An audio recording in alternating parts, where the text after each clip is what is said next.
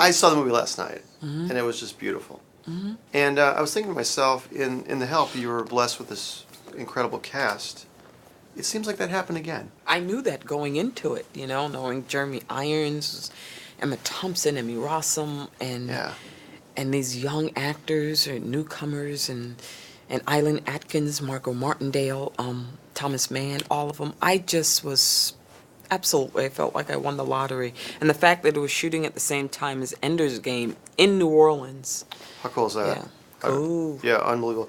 Your character was really interesting to me because that I believe what I saw, she had this strong faith in God. She went to church, but she knew all about this other world going on. Yeah. Could you talk to me about that? About how she kept that faith but knew these other things too? Well, I see them as one and the same. I think that, when you are a spiritual person, your heart is open to that part of life, that part of life that's otherworldly, that part of life that doesn't necessarily deal with what you can see and what you can feel, that part of life that deals with faith. Yeah. And so I think that she is already conduit. It's interesting too because in the book your character is actually two different people. Yeah. And they combine that, which is just genius. It just worked really well. I was thinking about something. You're living in a town where there was Civil War reenactments going on, and your ancestors had been the keeper of these things for years and years and years and years. When you're researching the role, did you ever think about that dynamic of how? I did research into that, and I actually read this slave memoir of this man who literally was on the same plantation that I was born on. No. Singleton Plantation in St. Matthews, South Carolina. He had a whole memoir which I read about his experience growing up there and being a slave on that plantation.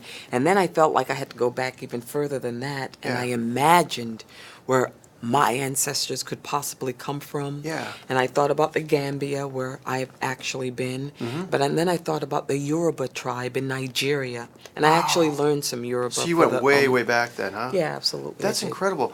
And what was interesting to me is your character has all this knowledge and this lineage, but there was no arrogance in you.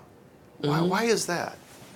There's no arrogance in me. The character wasn't. I think that when people are grounded and people are keepers in the truest sense of the word, when you see griots, I don't think that there's any ego involved in it. I don't think it's about them.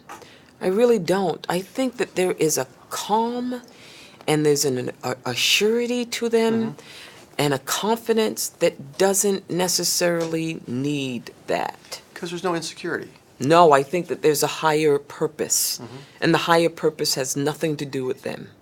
This the movie was came from a book, and Richard wrote the script and directed. When you're working with the director that also wrote the script, where's the leeway within the lines? Does he let you take on this and transform? He does. Richard LaGravenese did. Yes. Only because he's a collaborator.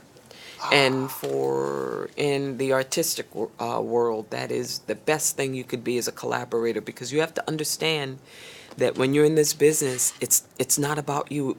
It's the only collaborative art form. You could be a painter in your room by yourself.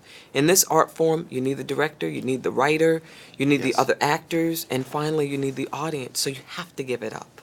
Beautiful movie, and I want to thank you so much for today. Thank you. Very nice talking to you.